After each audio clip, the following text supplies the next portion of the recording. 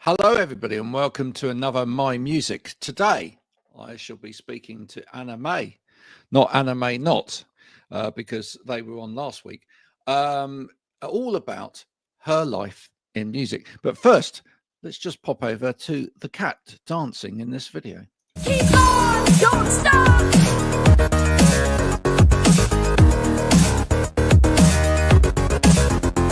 Keep on, don't stop.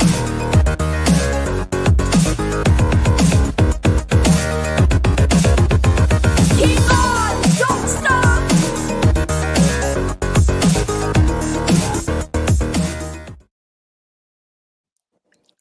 Anna, thank you so much for joining me. And you're coming from where? Are you in San Diego? Whereabouts are you? I'm in Connecticut. So Oh, Connecticut you're in Connecticut. where I'm from originally, and I kind of go back and forth between San Diego and Connecticut, but I'm living here right now, so it's cross country leaps. But yeah, this is where my family lives and where I grew up. So it's very cold. It's very New England fall. So it's been nice, Wow, cozy. Yeah. lovely. Do you like the song New England This, by Bill? Yeah, do I by know? Billy Bragg. You know the song? Oh yeah, I do know that song. Yeah, I like California Stars. It's funny. I have a very love-hate relationship with New England. Like it's a little bit slow for me. But I'll have to listen to that again. I haven't it's not on my radar, but yeah. Yeah. What music did you grow up listening to? All kinds of things. And actually there's a whole bunch of CDs and records right here. A lot of the stuff I grew up with. So I see Natalie Merchant and Oh, right. Holden.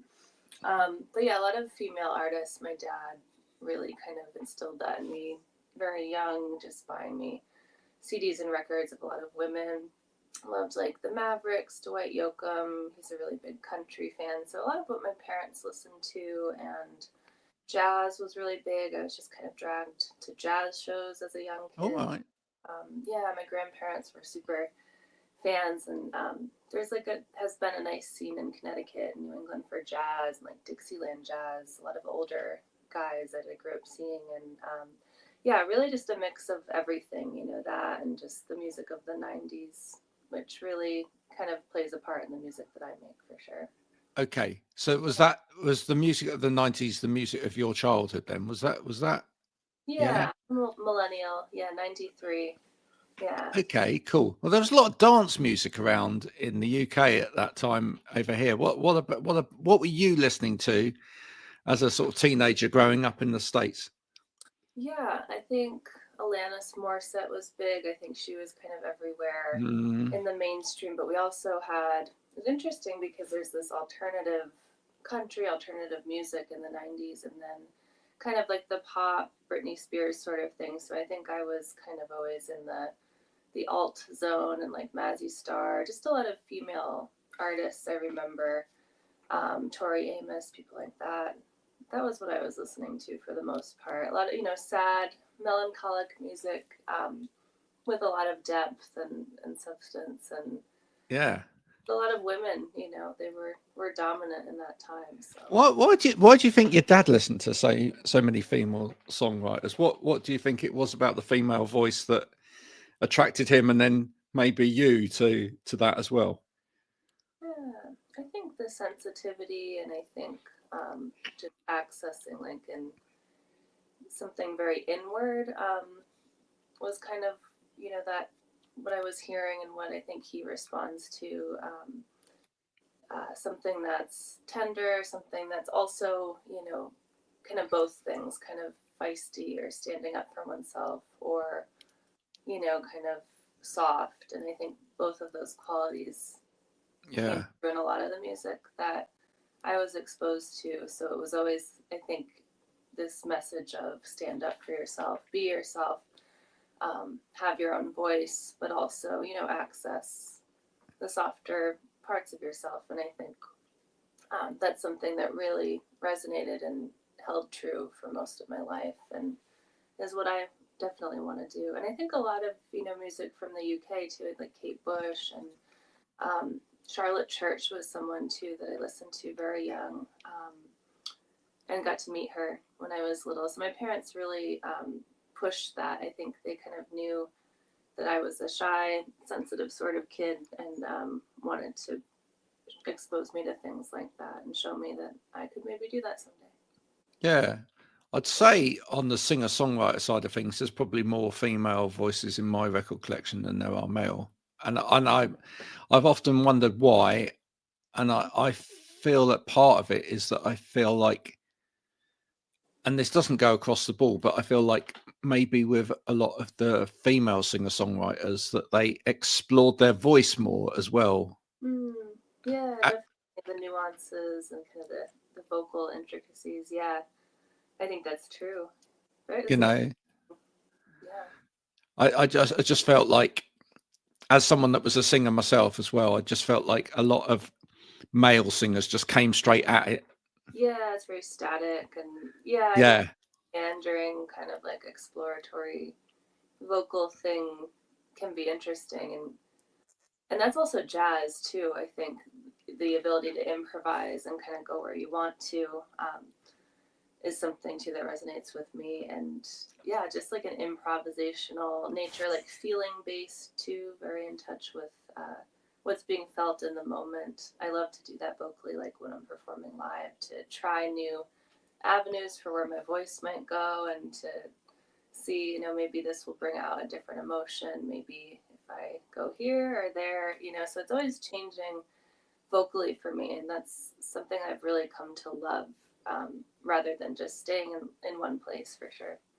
do you write around your voice then, or do you write, like, do you tend to write something on a guitar or whatever first, and then work with the voice around that?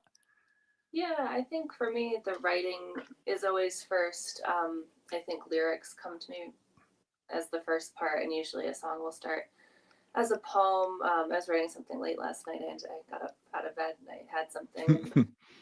So yeah, it's like the skeleton of the song is the lyrics, and I think the vocal nuances come over time. And I think also with a lot of live performance, I have some songs that I wrote like 10 years ago and perform now, and like the recorded version is so different from what it has become. And I think that's just, trial and error, and also changing as a person. I think your songs change. They start out as one thing tied to an experience you might have had, and then they really evolve with you over time and become something else. So I think the voice kind of follows that, and goes where you need to go in the moment.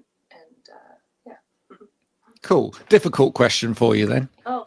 Okay, which is, if there's one thing that you really love about your voice, what's that? And then one thing that you wish you could change about your voice. That's a great question. I do love the freedom of my voice. I think it wasn't something I always had. Exactly that, just being able to meander and find unexpected places in my voice. And that is probably what I love about that. Just that I maybe, will never sing or record something exactly the same way twice. And I think some people hate that about me and my voice. And Well, we'll get onto that in a minute. Do producers love or hate that? Yeah. But what's the thing that you, if you could, you change yeah, about your voice? I think having just a bigger range. I love people like Mariah Carey, Whitney Houston, people with huge voices, and I think, yeah, I know my limits with my voice, and it would be cool to have a voice that was like totally limitless. Yeah. Yeah. Yeah, but yeah, I think all of us would love that from time to time. Yeah. Oh yeah. Especially when we're trying to sing along at Christmas to Mariah or whatever, and we realise we can't get that note.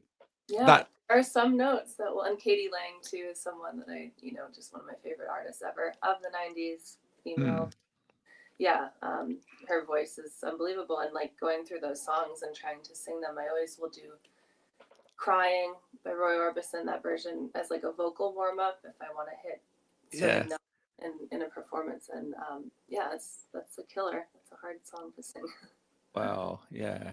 I came across Katie Lang in my collection again the other day, and I was like, it was ages since I'd listened to Constant Craving, and you just think, oh, that's Oh, what a great song. timeless. Yeah. Jeez, that was one of my favorite concerts ever. Seeing her perform, I think that really just solidified. Like, I want to do that for sure. Yeah, um, it's just she's flawless as a performer, and vocalist, and person too. Just yeah. amazing.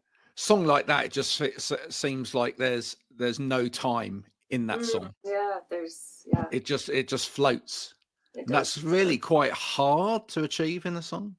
Yeah, it really glides, and it a lot of space in that song. There's another song, it's a Hollies cover, "The Air That I Breathe," that she Mm. does an unbelievable version of that song, and it kind of just takes it in this other dimension, and it sounds so different from the original song, but amazing, yeah. Now, where would you plant yourself? I mean, it says on online when you look you up folk, but would you plant yourself in the sort of folk genre, or and why? Because I mean, folk for me has storytelling at its heart, and but also some tradition. So, do you plant yourself in that, or No, definitely not. I think, and that's a funny question. I like starting out. I was like, oh, I'm like a folk artist, and I remember someone telling me, well, no, you're actually a lot of things, and I didn't really think of that, but I listen to a lot of different music, and I think that comes out. There's elements of everything. I like jazz, obviously. I think vocally, and just like the nature of the structures of my songs. Is very based on that, the idea of jazz.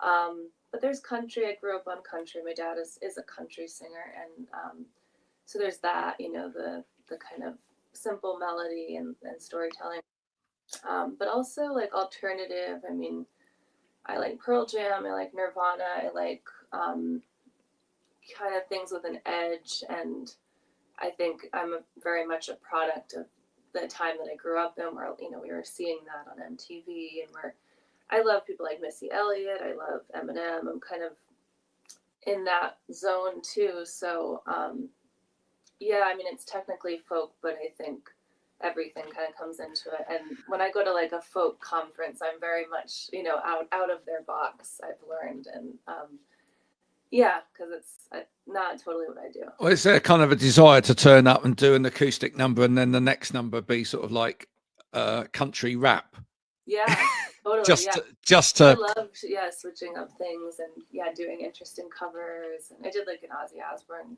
cover recently. I mean, yeah, oh, I just really? do, yeah, crazy things. Just funky things that kind of people don't expect, and like just twisting things up. I love that. So yeah, I'm not really attached to a genre for sure. For people that haven't come across you yet, which they will now, right? Which is Okay, great, good. right? What are you writing about? Ooh, I'm writing about a breakup that happened about a year ago, right now. All of How my dare they? And you know what? I've never written this many songs about one person. It's actually I have two more that I'm gonna release. It's crazy. Um, yeah, I write about things that have gone wrong in my life that I feel that I can redress in a song. That's kind of my angle. I think also just like trauma that I've experienced. I really go towards those subjects. I think the difficult things in life, and how can we transform that into something hopeful and revitalized, and also like telling our side of the story. And I think that's been really empowering as a Yeah. songwriter to know that we kind of have this power to access our emotions and then translate our experience. And that's like just the coolest thing. It's a gift to be able to go into that. And yeah, but basically So it's been quite a healing process for you then, writing this last set of yeah, songs. Yeah. I don't know what I would do without it, honestly. I think and I have a similar sort of story to a lot of people. I just was very shy, wasn't super accepted, I feel, in school. I got bullied a lot, and writing has been like just a solace from the time I was 11 years old, and I have never, it's a safety. It is kind of an anchor, and it's where I feel most myself. I think most musicians kind of feel that, and we all kind of have this similar thread where that's where it started, and it's maybe things change over time, things evolve, but you still have that little part of yourself to kind of fall back into when you want and when you need to. When you consider that, as you say, so many musicians are actually naturally introverted or shy, or they might be extroverts on stage, but they might be introverts behind, off stage or whatever. How do you find this? How do you find the whole sort of social media side of That's a it? good question. Yeah. In high school, I was someone who didn't want or have a cell phone. I think the first cell phone we got was like in 2004, and it was like we were very non-tech people, and I'm a millennial, and most of my friends. That was hard then, right? What was that? That was hard from a yeah, peer pressure point of view, yeah? Yeah, unusual. So I decided to go without a cell phone. Didn't want to be texting, and I said, like, if you want to contact me, call me. I've always dealt with. I'm dealing with something right now, being slandered online on social media. Wow. And actually, I've had to work with the police on this. Social media is hard. I'm not a super tech person. My parents wanted me doing creative things, playing outside and stuff. So I lost a lot of years kind of like learning the internet game, and just never really wanted that. And for a long time, I resisted it. I resisted Spotify. But yeah, social media it can be great for, talking to people in the UK, but it can also be really detrimental. It can be used for bullying and cyberbullying and just misinformation. And I'm seeing a lot of that right now. And finding different ways to kind of safeguard social media. So this is something also that I kind of want to like address as like a social issue at some point, because I've been through it myself. I've had friends go through it. Two of my friends and me have lost our social media accounts due to some cyberbullying and mass reporting. And so this is something that happens to artists, and I think probably entrepreneurs. And there's a lot of dangers with social media. And I, going into it, I think kind of was naive. Like, I'm just going to put my music up there and it'll be great. And it just comes with a lot. And so yeah, it's a thing to navigate. It's like a new language to learn. And there's a lot of dangers and there's a lot of benefits. So, but yeah, this situation right now has been, I think it amazes me. We kind of live in a world where people can get on a platform, say something, use it for clout or attention or more followers, and that can be at someone's expense. So that's my take on social media. And I think, like I said, a lot of my friends are in that kind of Gen X, era, and I think that generation is kind of the last, they're in between the digital and the non-digital age, and are pretty responsible, like with how the internet is integrated into their lives. And I really appreciate a lot of those people for kind of showing me that way, and to kind of resist technology, use it for what it's good for, but also, maintain a life that's a little bit sheltered from that. Yeah.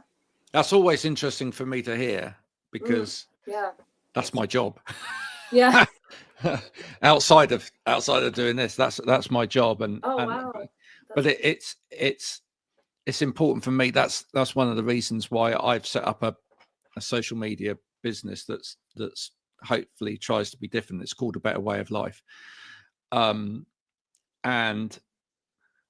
I think what's really important is embracing the things that are really great about the internet and social media, which is like building community and actually working towards common goals and change.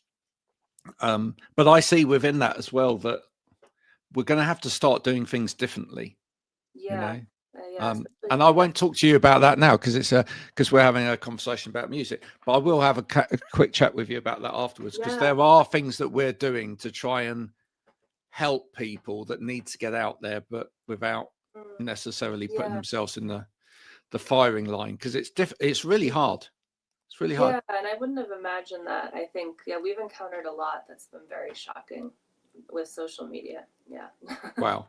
Well, I'm sorry about that. Thank you. And Yeah, if it's it's you not that's good. doing that, stop it Yes. Stop. now.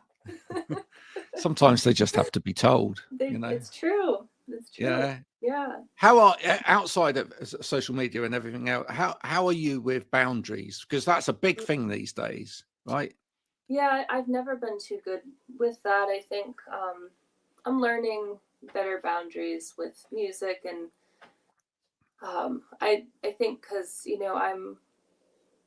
I don't know, I love to interact with people in all industries and all walks of life, and learn from people, and so yeah, I'm just like, I really like to talk to people, and traditionally, no, I've had very bad boundaries, and have let probably not the best people into my life, but I've gotten good songs out of it. It Well, is, that's okay then, right? yeah, it's worth it. But it's definitely a thing to be cognizant of. And it honestly, I've been performing since the time I was very young, so it never really crossed my mind. But yeah, we've had some interesting situations arise where drawing a boundary would have been a good idea. Because Can I ask you?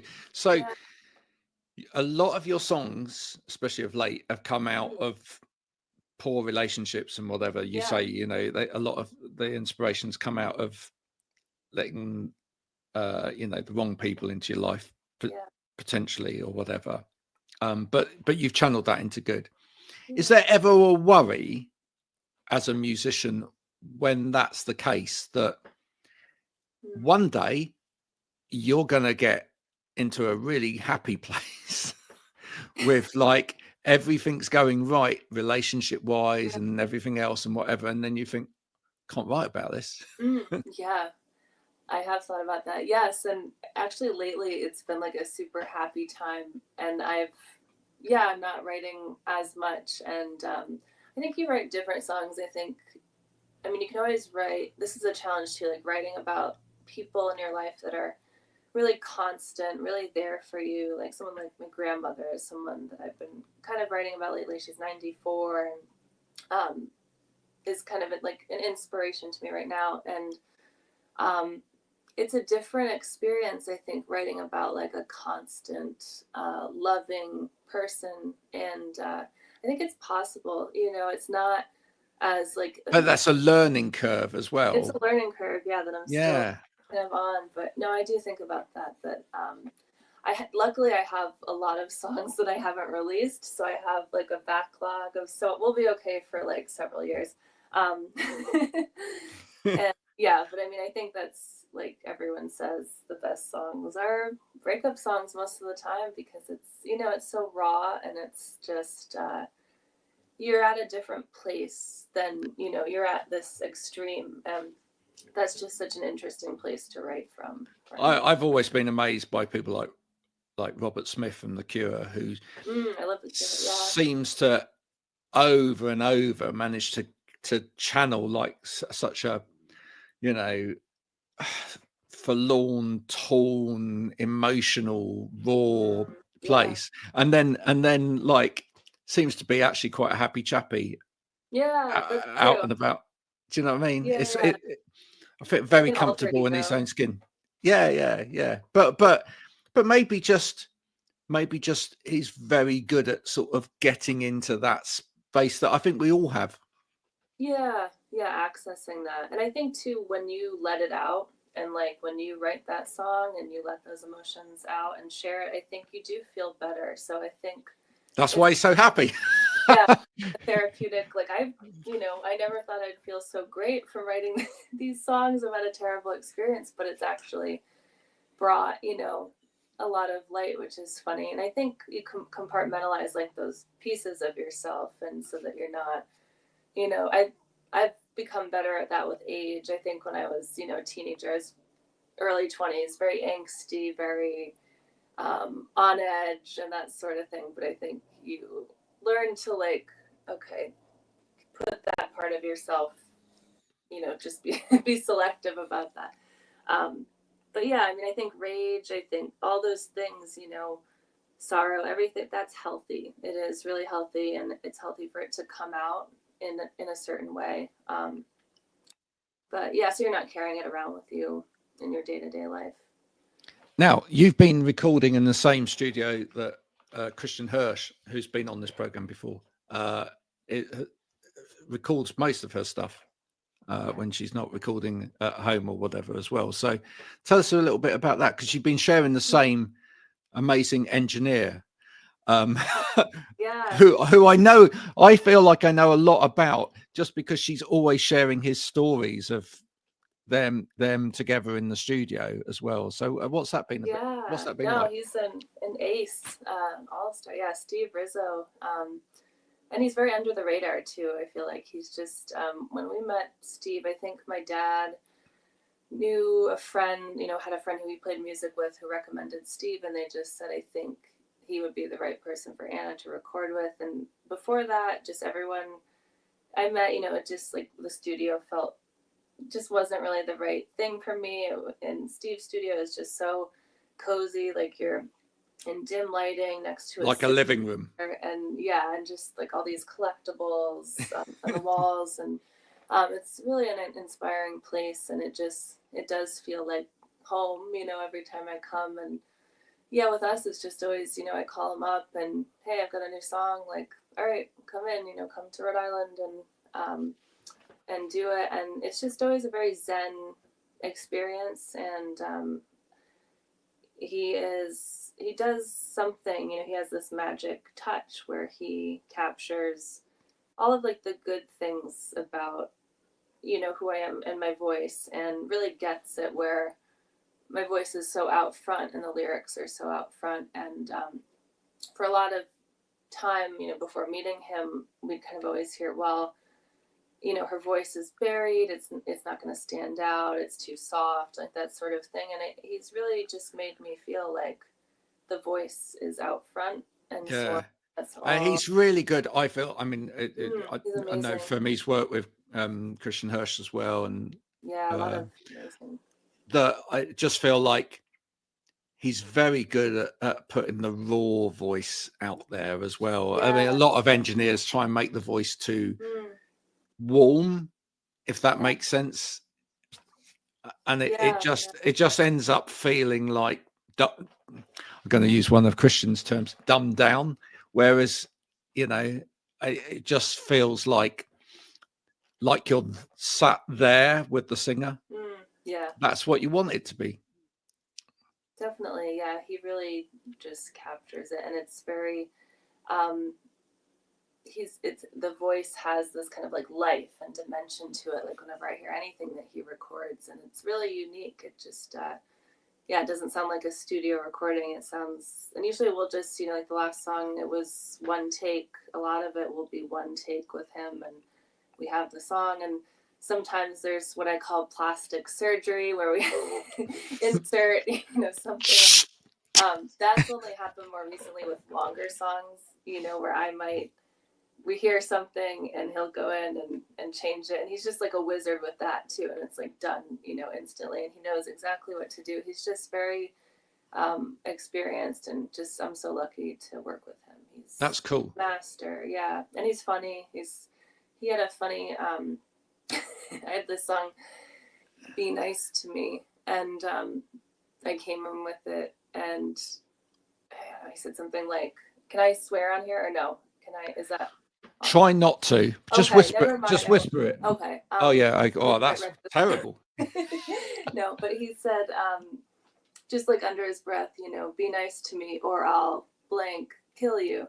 And he's just funny that way, like he kind of gets me without like we never really talk a whole lot about the songs. Like we just like that's what it is, and he'll have like a funny one liner. And I remember saying something about breakups. Yeah, well, you get a lot of songs out of breakups, and he just goes, yeah, you've written one or two about that. Like all my songs are about. And yeah, he's just a great guy. He's really funny. I love that.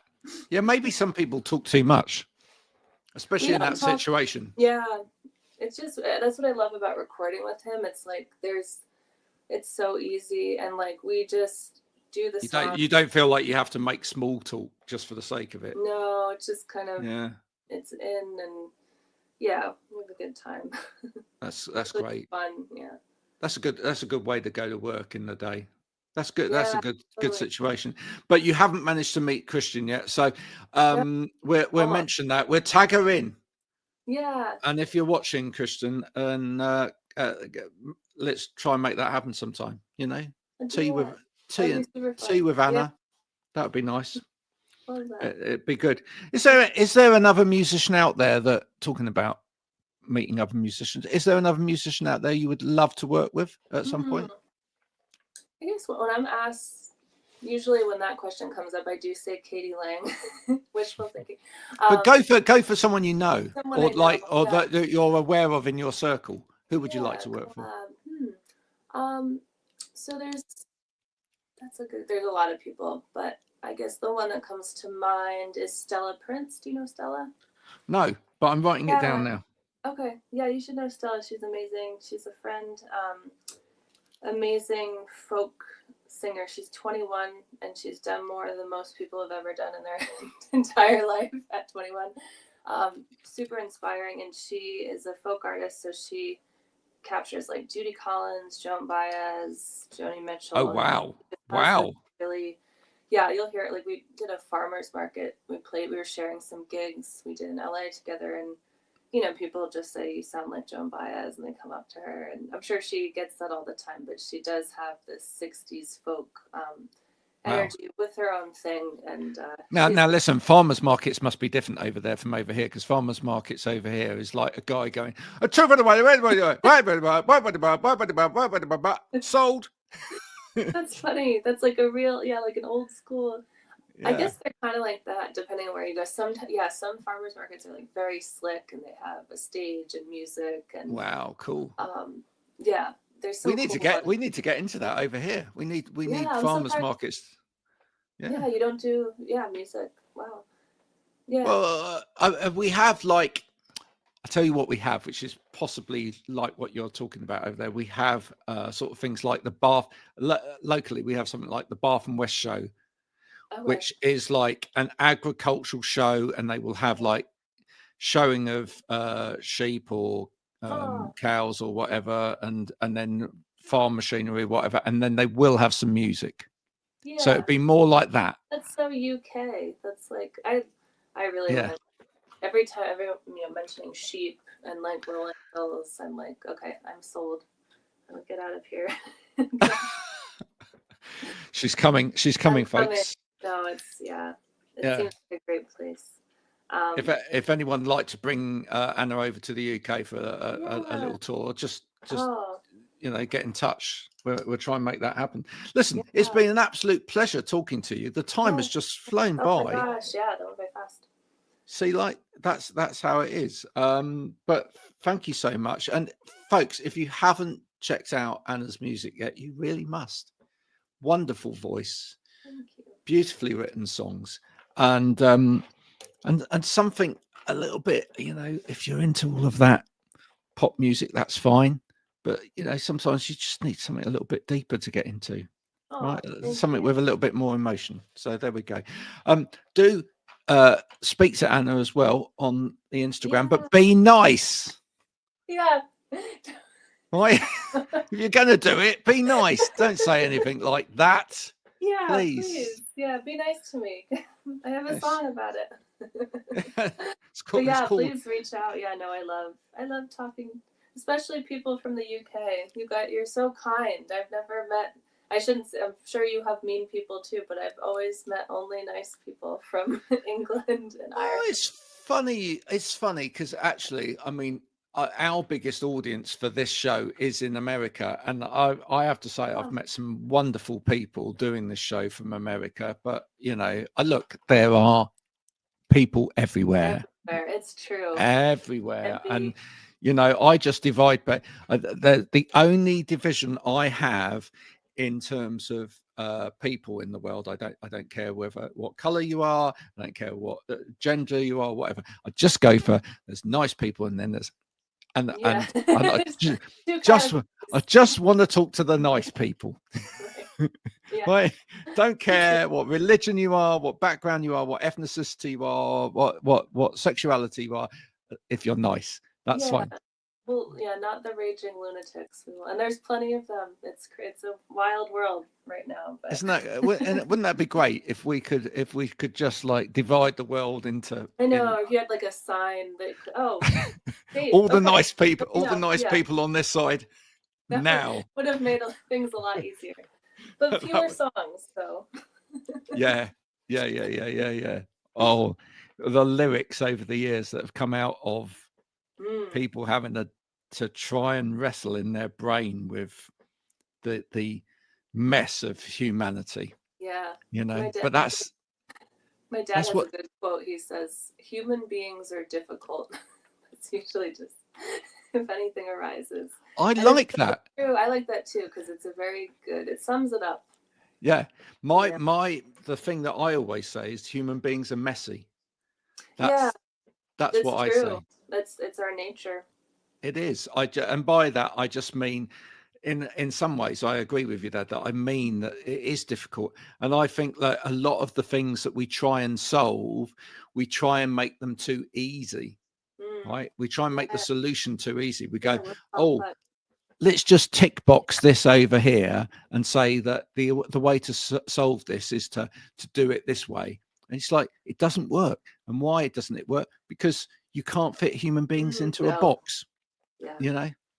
Oh yeah, it's and that's life what makes life interesting. But life would be boring if we were all the same. Yeah, that's true. Yeah.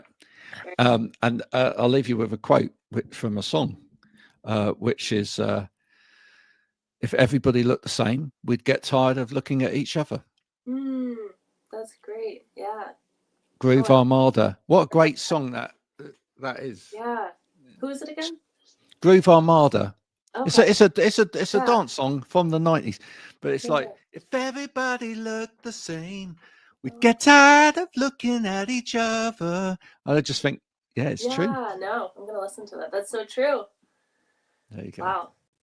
Well, profoundness at this time of the afternoon. Thanks to you for listening. If you have been listening, do get in touch with Anna and say hello and do listen to her music. And thank you to you, Anna, for coming along as well. We will be back soon. Thanks so much. With more of the same. But until then, if you've enjoyed this, go and share it. If you haven't, still go and share it because, who cares?